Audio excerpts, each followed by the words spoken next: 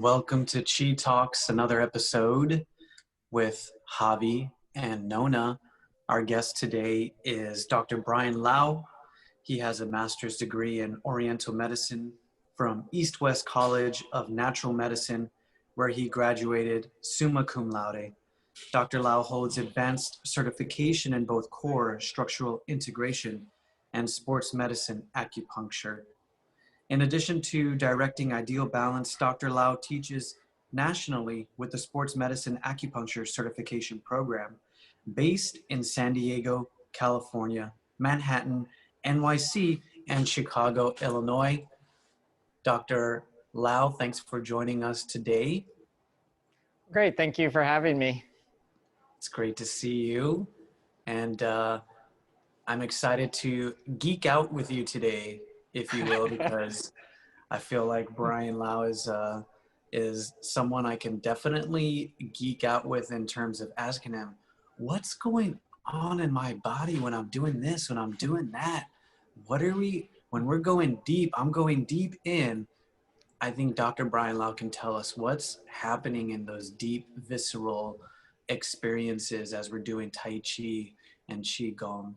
Before we get started, we're going to do a little bit of settling, a little bit of grounding, some breath play, and just set the tone for our show today. So we want to invite you to wherever you're at, whether you're sitting or standing, just take a second and bring your attention and your focus into your body and direct it into your belly, into your abdomen. We call this the energy center. And as you inhale deeply, feel the abdomen expand. And as you exhale, the abdomen contracts. And let's do 3 deep breath cycles. Inhaling deeply through the nose and letting it go, releasing, exhaling through the nose or mouth. Your choice. We'll do another.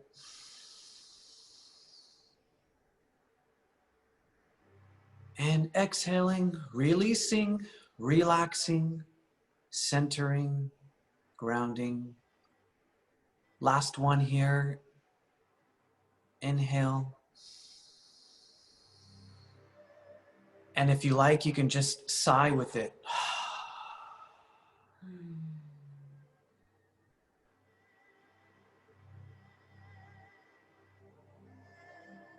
And now just watch your breath and see what it wants to do and allow it to be natural and normal. And let's get started with the show. Great, nice way to start. Thank you so much for being here, Brian. We met Dr. Brian Lau when we were working at our teacher's retreat center in Miranda, the YMAA retreat center. And during the summers, there are intensive 1-week workshops for about 6 weeks. Where we all come together from around the globe to learn more about Tai Chi and Qigong. And I met Brian during it was a 4 Seasons and 5 Animal Sports week. Yeah, I think it was the medical Qigong overarching, because we also did 8 pieces and a range of things. Wow, that was a lot to cover. Yeah, it was a lot to cover in 5 days for sure. Yeah, it was jam-packed. And I just remember going through some of the exercises and Brian, you piped up and you were like, oh yeah, that really makes sense because of this certain tissue, I think it was deer that we were doing, deer rising or something. And you're saying, yeah, the kidney channels also, splay out to the sides of the arms and make sense that you'd be in this open position with the elbows to the side. And I was just like, oh my gosh, this man knows something that I really want to explore. So it's really great to have you here. Well, thank you. Yeah. To give the listeners a background, we haven't really gone into the energy channel and the energy anatomy system yet in our show. So I'm wondering if you'd like to maybe touch on the traditional perspective and then also add on whatever other information that modern thought has brought to the energy channel system. Sure. So for the work I do, and in the program I teach with sports medicine acupuncture, we focus a lot on, I guess you could say, secondary channels of each channel. So I'm sure listeners, even if they haven't had a lot of experience with them, they know that in Chinese physiology, there's these idea of channels. So there's a kidney channel and a liver channel and a lung channel. And all of our major organs have some connections to these channels, but these channels traverse into the limbs, into the upper extremities and the lower extremities, and really all throughout the body. Chinese physiology is extremely complex. The channel system is extremely complex, but the anatomy isn't always so specific. You know, I think if you look at Western and Eastern physiology systems, the Chinese system really highlighted the integrative aspect of how things integrate with each other and work with each other and are connected with each other. And Western physiology sort of branched off much more to looking at things much more, eventually microscopically, parts and kind of isolating those parts and really understanding those parts. I think it kind of came around the time that religion split from science in the West, and in the East it never really split. So they've kind of maintained a very holistic setting, whereas in the West, everything is very piecemeal, and there's strengths in both systems. So some of the work we do is to really try to use some of the specificity of anatomy in the Western system to try to understand a little bit more deeper the Eastern system, which is all about integration and all about how things are united. So we work a lot with a portion of the channels called the channel sinews, or the Jingjin, which is kind of the muscle and connective tissue, sometimes nerve, the sinewy part, the parts you can touch, the parts you can see and define and say, this is the kidney sinew channel. These are the sinews, the tissues associated with the kidney channel, or these are the sinews associated with the liver channel, et cetera. So they're very palpable, they're very real. It's open to interpretation which structures are part of which channel. And I think the system that we've put together I'm a little biased towards it, but I think we're pretty accurate. It's not necessarily a finished project, but it's, I think, getting to be about 98% finished. It's getting pretty refined through clinical experience, through looking at the classics, through understanding sort of functional anatomy and Western anatomy systems, and just kind of combining a whole bunch of, fascial research that's been going on in the last couple of decades, a whole bunch of things to sort of zero in on which structures are sort of part of each channel. So it's not as much in that case of the energy channels, but it correlates with them, and maybe we can get into that a little bit today. So just a little clarifying question. When you run dissections, with the energy channels, you can't really see them per se, but you see these sinews and other structures that are a manifestation of the that's channels? a good way of saying it. And even the classic Chinese, the discussion of the channels is that they're not able to be seen and they don't have a form. But that can be interpreted in different ways. My shirt doesn't have a form to it so much, or if I have a sweater that has a lot of inner knitted, kind of a knitted structure, cross pattern structure, it might not have a form until I put it on. When I put that sweater on, it has a form. So a lot of the connective tissues in the body are like that. There can be areas that have a form in the sense that connective tissue wraps around an organ, or it wraps around a muscle. It creates compartments, all of that. So you can see structure in the body, but those only have a structure based on the underlying form that they're making a compartment of or relating to, or something like that. The way I kind of think about the channels is to use a really easy example of like a riverbed. I live here in Tampa. We have the Hillsborough River. I can go and define and look at the riverbed, the structure, the the bedrock, and I'm not a geographer or a geologist, excuse me, but so I don't know if I'm using the right term, but you get what I'm saying. You know, you can look at what makes the course of the river, the actual structure that creates the course of the river. But I think the channels are much more like what goes on in the river in terms of the species that live there, the communication that happens, how things interact and communicate with each other. So all the life, you know, the stuff that happens in the river on a much more dynamic level, as opposed to just the structure. But without understanding the structure, it's kind of hard to dive into and understand all the information that's happening in that really complex network.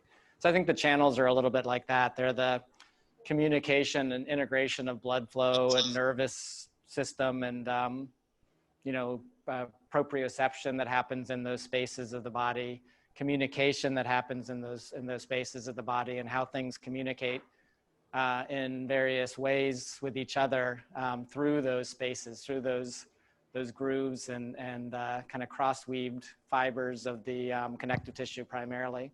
So you can see them to some respect, you can see the spaces, but the information obviously you can't see, but you can understand, you know, that there is information and communication that happens there. Fantastic description. I like the riverbed and the river analogy there. Very good. I just want to take a moment to remind listeners that they're tuned into KMED, and we are in the show She Talks and talking with Dr. Brian Lau. Dr. Brian Lau teaches anatomy and physiology and myofascial release, as well as assessment and treatment of channel sinews for the National Sports Medicine Acupuncture Certification Program based in San Diego, Manhattan, and Chicago. And in addition to teaching, Brian, you also lead dissection labs for students, and you take a deep dive with your students into channel sinews, and you talked about the connective tissues and fascia.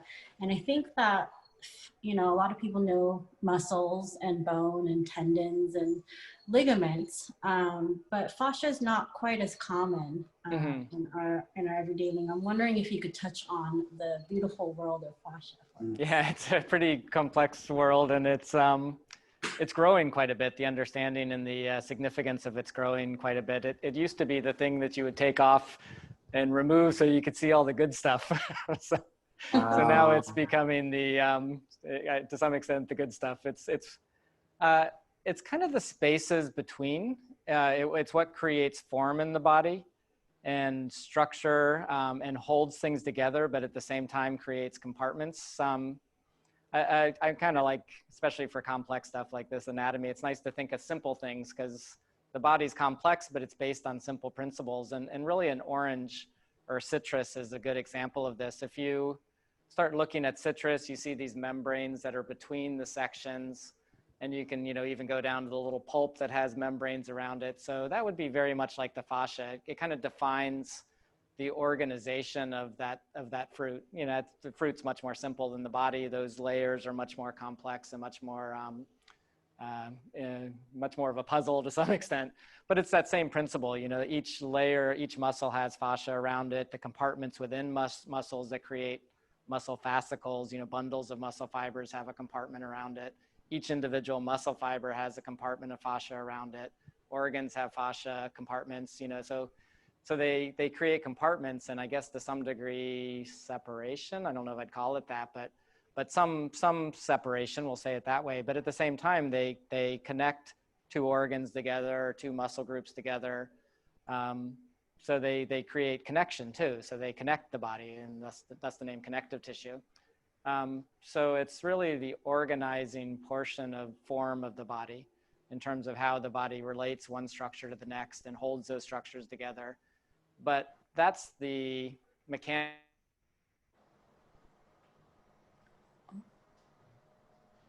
Sorry, we have a little bit of a Zoom freeze here. Mechanical aspect, you know, there's the fascia vessels and, oops, do you want me to back up? Can you hear me? Just a little bit. Yeah, go ahead.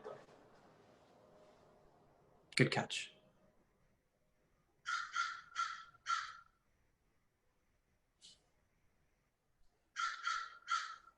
A little bit of a Zoom glitch. Okay, just want to make those lymphatic vessels receptive. live in the fascia. Are we good? Yeah, I think so.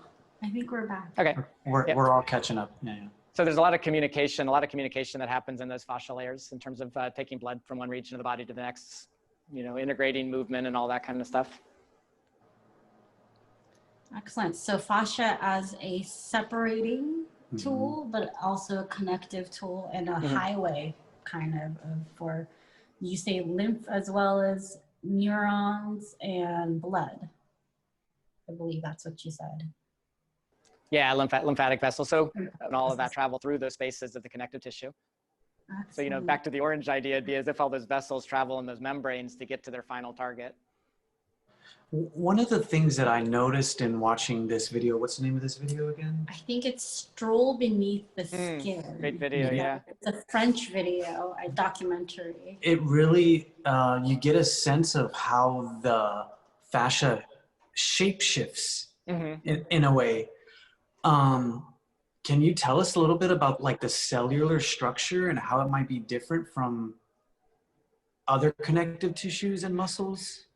Yeah, so it definitely responds to forces through it in good ways and bad ways. When we're developing as a baby, you know, our spines are very much a C curve. And it's not until we start bringing our head up and looking into the world or crawling and walking where we're putting force in a good way. You know, this is by design, putting force into the body, that the connective tissue starts to create straps and helps create secondary curves in the spine, you know, where your lower back has a little bit of a curve inward. That's not like that when you're born, or, you know, it's all just one kind of C curve. So it's the force that's put through the connective tissue that signals for the connective tissue to lay down fibers. And the body, you know, has cells in the connective tissue called fibroblasts, which when there's a force that goes through the connective tissue, it creates a little bit of a charge. It's called a piezoelectric current. And it signals those cells to, hey, lay down fibers along that line. And then the collagen fibers have them, so they kind of line up over time. And that's good. That's how we develop our shape of our body from young, you know, youth to kind of into adulthood. But if you're on your cell phone all day, you're on computer all day, and your head's jutting forward, there's a lot of that force, a lot of that line of strain through the back of the neck. So then the connective tissue says, maybe you don't want a muscle here. Maybe what you want is a big strap of connective tissue to support this 12-pound head all day, because you're hanging it off the front. So it'll start to give, you know, really a lot of fibers will lay down along those back of the neck muscles to basically help give you support, because your head's jutting forward all day. And then eventually you go to the massage therapist or acupuncturist like me, and it's like, oh, I have this pain in the back of my neck, you know, and I touch it and it's real fibrotic and it's really, you know, dense. So that day in, day out of having the head jutting forward, the body will respond to that by laying down fibers, giving it support. Or if you injure yourself, it'll lay down fibers to give it support and try to help heal the area. And so interestingly, one of the areas of research that helps to understand why certain things like Qigong is so effective is that when we do have injuries, those fibroblasts, which lay down collagen, can also create a certain amount. They can, without getting too technical, they can turn into something called myofibroblasts, which myo implies muscle.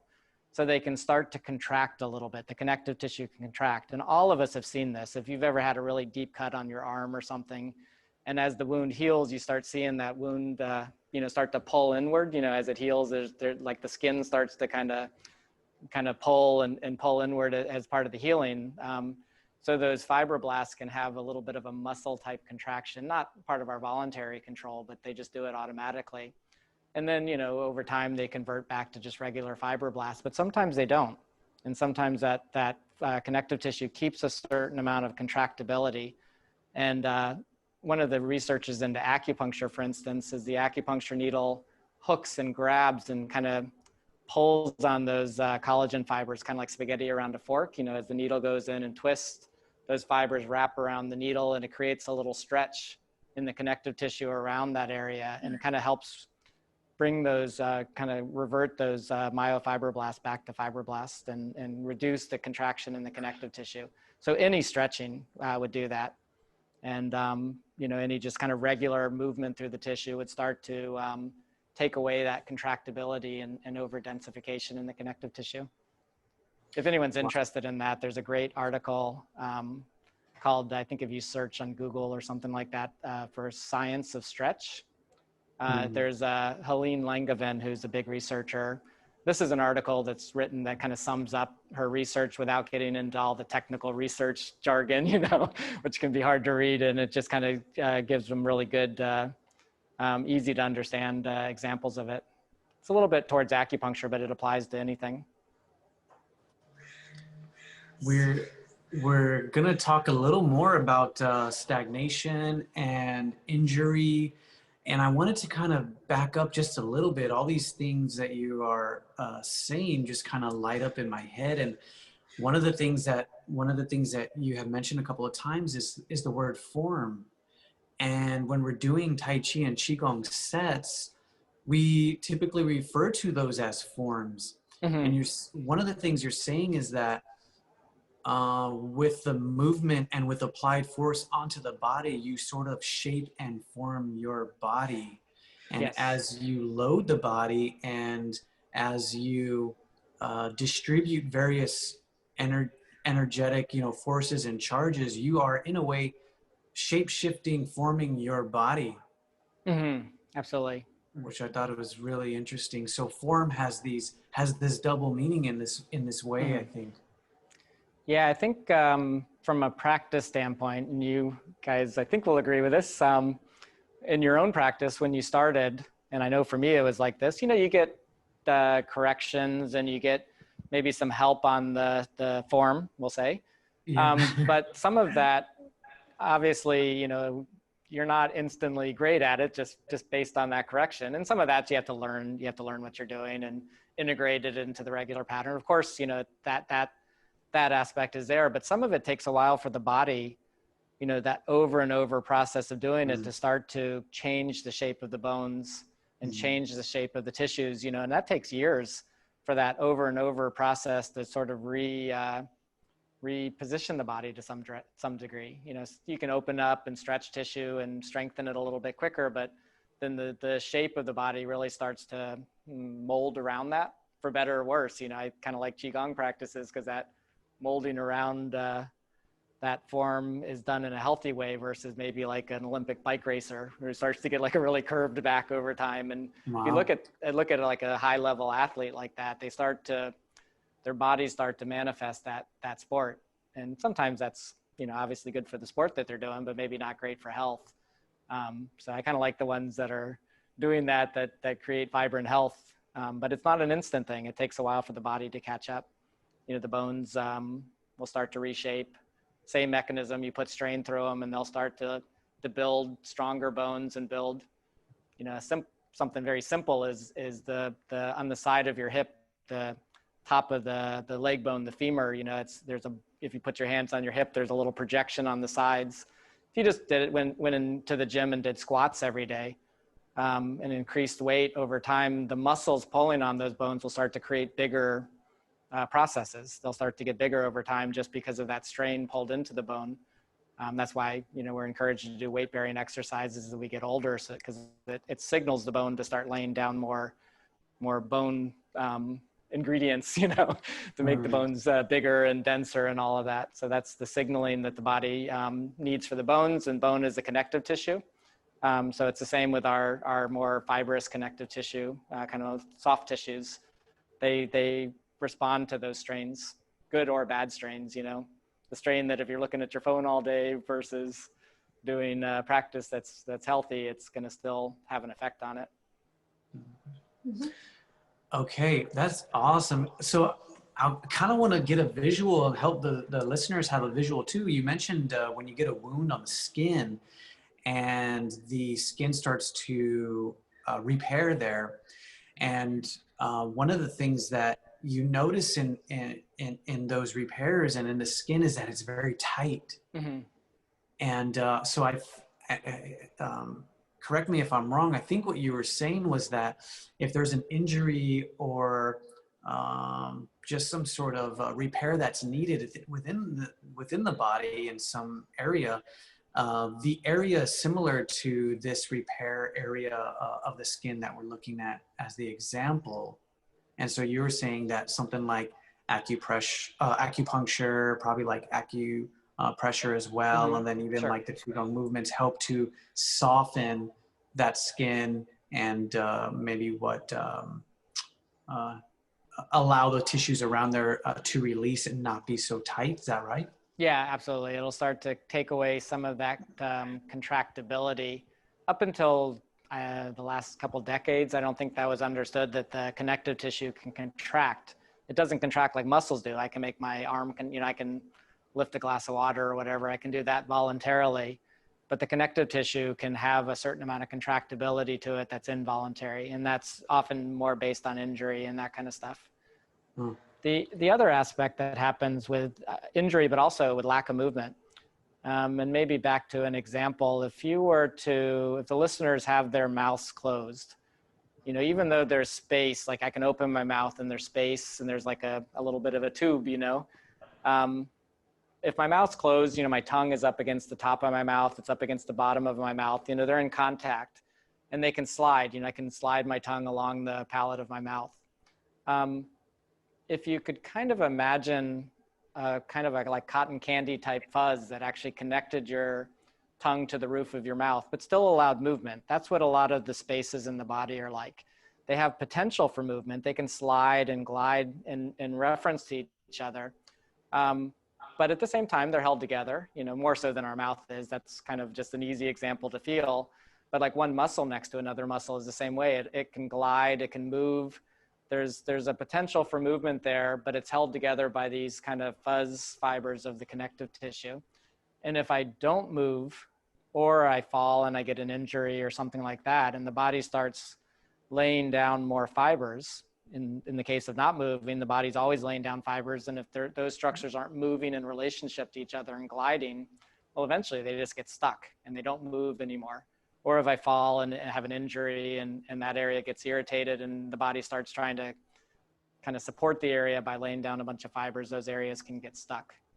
So these planes of movement are really important to have movement. They're not completely free from each other and they shouldn't be by design, but they want to still have some movement in relationship to each other. And I might be wrong on this percent, but it's somewhere around 30% of a muscle's force transmission doesn't happen at its bony attachments. So a muscle attaches to a bone.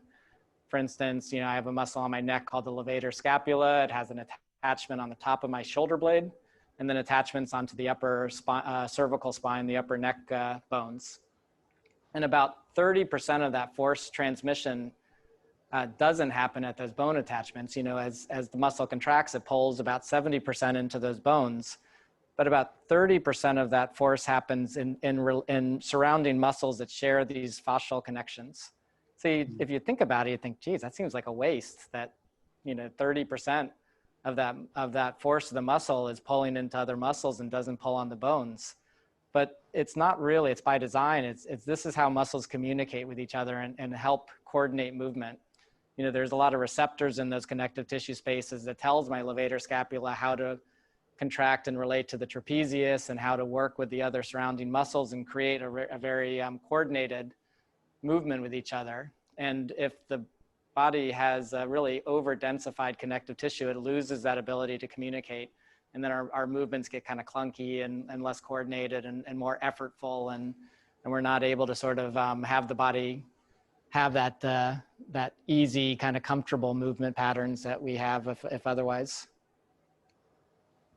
I'd like to thank you for that, Brian. I need to interrupt you for a moment and remind listeners that they're listening to KUMUD, Redwood Community Radio 91.1, and we are talking with Dr. Brian Lau on Chi Talks, and we are talking about the energy channels and how they're related to very physical channel sinews that are our tissues such as fascia, bone, ligaments, tendons, and muscles. And I'm really fascinated with this dynamic and responsive fascial tissue. It's really connected to our energy practice, our Qigong practice, where we try to promote connection, promote responsiveness and communication, and how these qualities are what amounts to health. When you're able to have a body that can respond, that is not stuck. I guess, in listening to you talk, I get the picture of there's a place for tightness and static positioning during injury. There's a role that that plays in, but for long-term health, for everyday movement and function, we want to return to a softening, return to integration, return to an ability to be responsive to the tissues surrounding that area, and maybe, in a wider world, responsive to each other. I think there's a lot of, nature has that, those reoccurring patterns, and I feel like that's what's happening on the tissue level as well. Yeah, absolutely. Yeah, they need to understand what each other's doing, and they do it in the muscle system. They do it through the pull, through the fascia, is that kind of the signaling. It says, oh, it's pulling this way and that way, and it gives it mechanical. It gives the body mechanical information to make sense out of. The brain can't make sense out of all of it just based on, a bunch of signals to all the muscles. It needs that mechanical pull to be able to make sense and understand. Can we start to talk about examples? Yeah, let's talk about some examples. And we've been talking about general theory and concepts, and we just wanted to maybe deepen our understanding, maybe get into some examples of these channel sinews. How about some common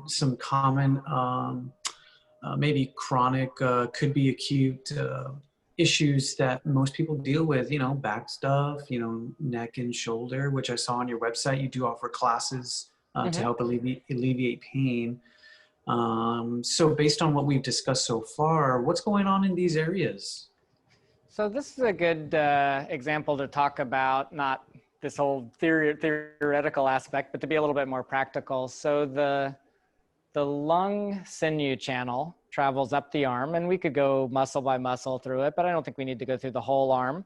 But it does include muscles that a lot of people know, like the biceps, the biceps brachii. There's two muscles there. So those muscles that a lot of people train to get bigger and do it for show, but people know those muscles. But it also includes a muscle, one of our pec muscles called the pec minor. And that is the deepest pec muscle. It attaches to the ribs, but it also attaches to a little projection of the shoulder blade that goes under the collarbone. And if that muscle gets too short, it starts to pull us into a rounded kind of chest position. Some people might know the term protraction. It kind of pulls us into protraction. So that muscle is part of the lung sinew channel. That tells you something right there. If you know about channels, you might know that all of the acupuncture channels have a yin and a yang pair. So the lung channel is a yin channel, and its yang partner is the large intestine channel. Well, if I look at the sinews of the large intestine channel, it includes a muscle on the back that attaches to the shoulder blade called the lower trapezius. And that lower trapezius is going to counter the pull of the pec minor. So those two are working in coordination with each other. They balance each other, but frequently in a day-to-day, especially in our modern world where we're sitting at a desk all day and doing a lot of things that kind of slump our shoulders, we get into a position where that one on the lung channel becomes too short and too kind of a bully in this case, whereas the lower trapezius gets kind of inhibited and over-lengthened and weak and is failing to support the shoulder girdle, and we start to slump into that protracted position. Usually our head follows and kind of goes forward. And for many shoulder and neck injuries, I don't want to say all by any means, but many shoulder and neck injuries, that's going to be one of the bases of the beginnings, kind of the start of the problem. So in a lot of the Qigong practice, one that comes to my mind for anyone who practices 8 pieces of brocade, and if you don't, that's okay, is the second move, the draw bow to shoot hawk, is working specifically on the kidneys, but there's a lot of work on the lung and large intestine sinew channels as the chest opens and as the shoulder blades kind of depress downward.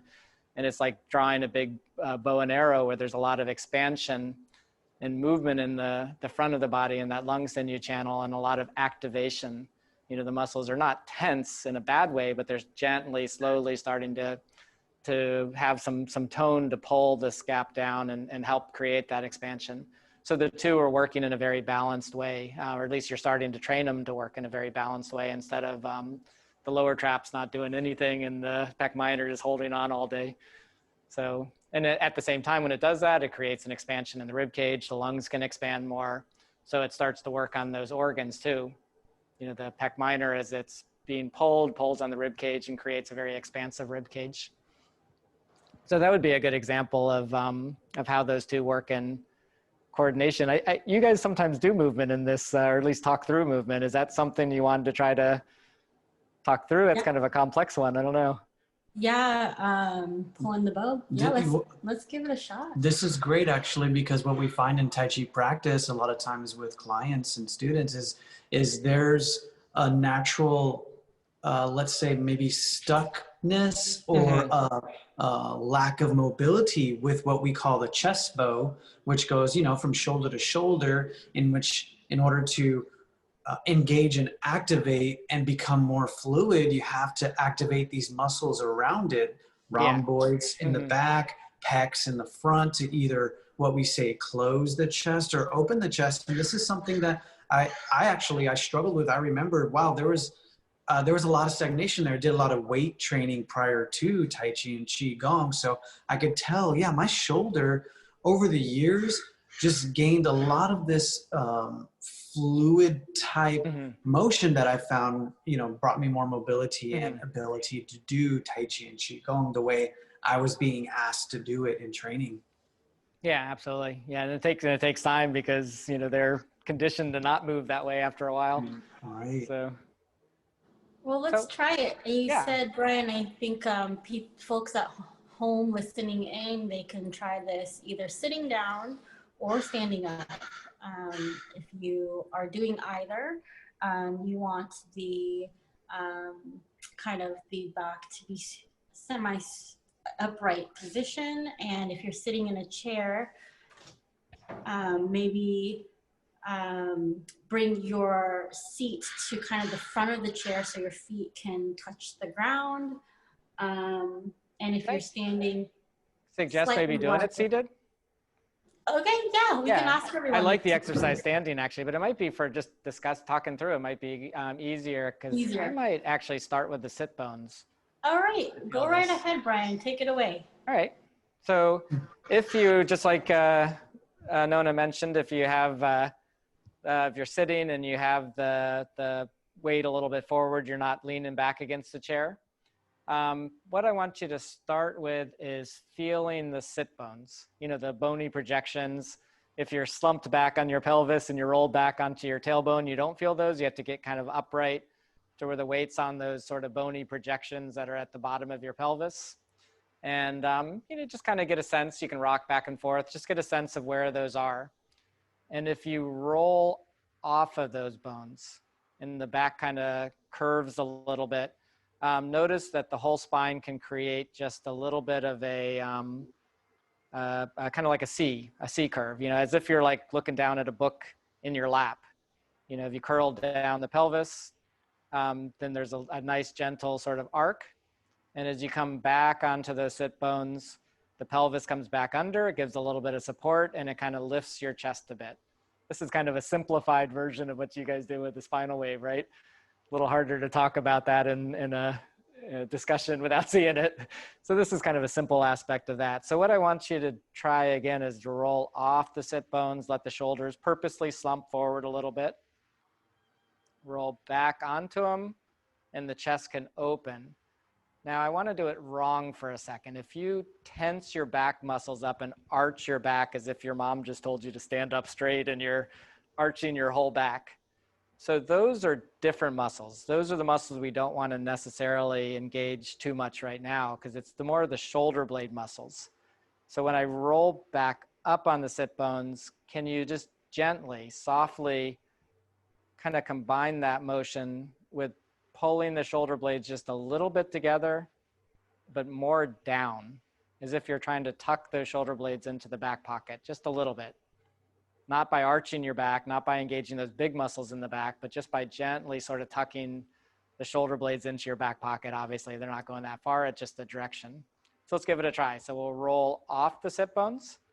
The shoulder blades and the shoulders just kind of round just naturally. And then as I gently roll back on, I just want to comfortably engage those muscles in the back, let the chest open, and the shoulder blades just descend down. So then we can do it one more time where we roll off the sit bones, the shoulders round just a little bit. And then as I sit back up, the spine straightens and I just gently engage those muscles to open the chest. So those take some training for people if they're not used to training them, but that's going to start to give you a feel for it. So now the question is, do we want to try it with the 8 pieces? Let's give it a try. So as you roll off the sit bones and the spine curves, take your hands right up the center of the body to about chest level. And let's go with the left hand out first. As I start to sit up and open the chest, inhale, follow that left hand out like you're shooting a bow and arrow to the side, to the left side. And your fingers and your elbow are on the same plane. Open the chest, exhale, and drop the shoulder blades. And relax. Then we can try it again now we're drawing the bow and shooting to the right. So we'll first roll off the sit bones. Hands come up the midline. So we're kind of really rounded at first. Then as you start to sit up and expand, draw a bow like you're shooting something to your right side. Fingers and elbows are on the same plane. Open the chest, drop the shoulder blades. So the more you can learn how to engage those lower trapezius fibers, and to some extent, like Javi said, the rhomboids, the more that chest opens. The more it signals that pec minor to lengthen, the more that lengthening of the pec minor pulls on the rib cage and expands the rib cage. So simple exercise, but it can be really, really useful. And as you said, anything you want to add to that one, guys? Well, no, I was just going to remind people that, as you said, with this movement and with that pec minor muscle, we're activating a muscle around the lung energy channel. And as a result, influencing getting some nourishment into the lung channel. And because of that paired organ, the large intestine as well. Absolutely. Can I ask? That move specifically is kind of described as working on the kidneys. So it works on the kidneys through the back movement in particular. But there's a lot of channel relationships between the lung and the kidneys and the large intestine and the kidneys. So it's very comprehensive and it works a lot of different parts of the body in a very simple way. Brian, to really make it clear, so the lung channels are going all the way down the arms and then to the upper rib cage. Is that the full extent of how that sinew is related to the lung? Is there more happening as far as tissues in? Yeah, so the lung channel then does have deep branches that go inside and connect to the lungs and travel down to the large intestine. They connect deep into the front of the neck. The channel sinews tend to follow the trajectory of the primary channel, the more energetic channel. They tend to be a wider distribution because there's these planes of connective tissue and muscle that are kind of connected, but at the same time, they follow the regular kind of pathway of the channel. They don't have as much of an internal branch, with some of the exception of some of the yin channels that do dive deep into the body, like into, towards the spine and connect to the spine and go pretty deep, the diaphragm and that kind of stuff, those types of muscles. In the lung channel, it ends, I guess, if you want to say that, sort of at the chest, but I interpret some of our deep neck muscles, which are called the scalenes, as being part of that lung channel. So it's one of the deeper layers of the neck, is part of that too. And there's a lot of internal connections and with the blood vascular structures and other structures that are really integrated with those tissues.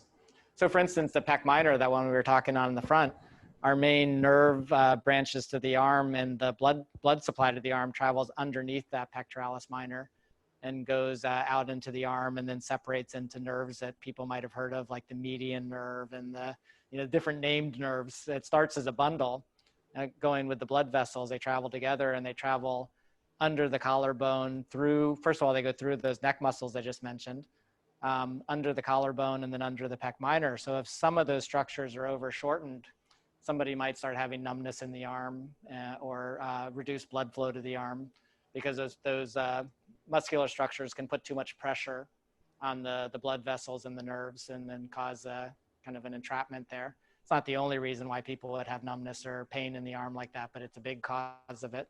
Something called thoracic outlet syndrome. So it's pretty common. People might notice that if they sleep with their arm above their head and then those muscles are a little extra tense, they wake up, it's like, oh, my arm or pain makes the condition worse. So the muscles are very intimately tied to the blood supply and the nerves and stuff like that. And I think that's all part of the component. I don't want to say it's the entirety of the energetic channels, but it's a big part of those whole channel relationships. We got about 10 minutes left, and you've shared so much great information. I'm looking to help people just kind of know their body a little bit better and try to find ways to take care of the body as well. And many of us are searching for these strategies that bring about wellness and longevity. Mm-hmm. And there's so many complex movements that we can do. I mean, like, Kung Fu and Qigong, they can get quite dynamic. And a lot of people say, well, what's the best, Qigong to practice? Or what's the best style of Tai Chi? And what I found is, just these elementary preliminary exercises, deep abdominal breathing, mm-hmm. and posturing and structural alignment really, I guess, are universal. Would you agree? Yeah, absolutely. So how do these affect the body and our health and our wellness and our longevity? Yeah, so the posture, I think, is a big part of it, and the breathing is really tied into that quite a bit. The balanced nature, we talked briefly just now about the lung and large intestine channel sinews and how they can become imbalanced, but that balanced nature creates a condition where that has more space, creates more space in the chest cavity and more space for the lungs to move. So the body wants to have that sort of kind of equal balance between the various muscle structures, I would say between the channels, to where there's one that's not doing too much work and another one that's not doing enough work. And when it's like that, when you have that balance, it creates a structure that's more aligned, which is not anything in and of itself that's so important. It's not about looks, but it's about how the body can function. And that function allows for more space, for more circulation to happen in the organ system.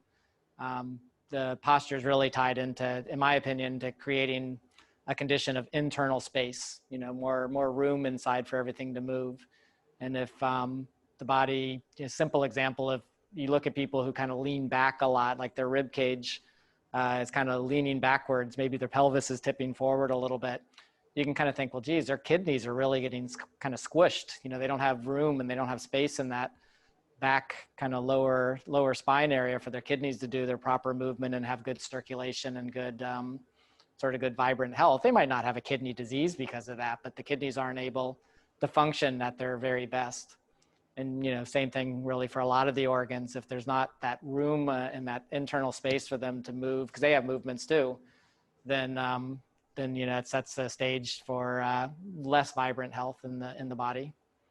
So I think I would add to your list of abdominal breathing, and having good breathing is key, but also exercise systems that move the spine a lot. You know, having good spinal flexibility is really key, because the nervous system's so tied into that, which a lot of course Qigong exercises do kind of focus a lot on the spine.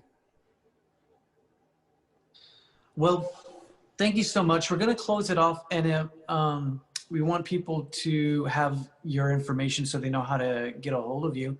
How about just, you know, some final words? What is your main, I guess, message to you know, your clients, people that you help? And so, what would that core message be, and how would how can people get a hold of you? Sure. So core message, I think, is to keep moving, right? I mean, I particularly like Qigong and those types of systems, but I think anything that speaks to people and keeps them active and moving is really key. So I encourage people to do that, and I try to work with injuries and such to get people back out moving, because if the body stops moving, there's just a lot of problems that come from that, weight gain, of course, but just any, you know, the body starts to stiffen and just loses health, and it's great for the spirit to get out and move. So yep, keep moving. In terms of getting a hold of me, you know, I'm in Tampa, Florida. So for like patients, I don't know how many people are listening from that region, though I might have a few people who are listening from my neck of the woods. But my business is Ideal Balance, and my webpage is ideal-balance.net, not .com, .net. So ideal-balance.net. But I'm also an educator, so I love questions. If you have a question, feel free to send me any questions. I also do have a blog, and it is sinewchannels.com. I'll say it's a little technical and geared towards acupuncturists and anatomists, though I think I'm in a process, because I've been writing a lot of blog posts and a lot of stuff for the sports medicine acupuncture blog. I think I'm in the process of maybe starting to convert my Sinew Channel blogs to a little bit more layperson, a little bit more practitioner based, and keeping the more technical stuff for the people we teach in the sports medicine acupuncture world on the sports medicine acupuncture blog. I'm not sure if I'm doing that, but I think I'm going in that direction. So check it out. It's www.sinewchannels.com. And now that I've said it, I'll make a point to do some blogs that are a little bit more geared towards lay people, which challenges me because I tend to get too wordy. So it'll be good for me.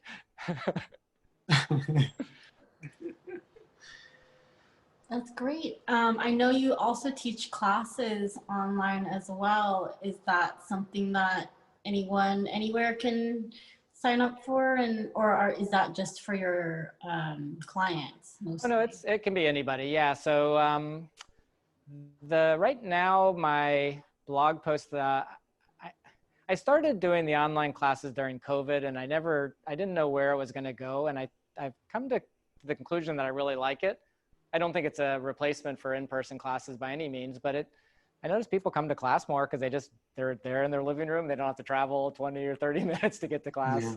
So it's kind of nice. So I think I'll continue doing it even after COVID, just because I think it does offer a really nice, easy way for people to do more classes, especially if they're getting some instruction outside of the Zoom setting, because there are limitations. As I don't know if you guys have taught Zoom much, but I don't have it on my webpage yet, but if you go to my webpage, you can get my contact info and we can send you some information.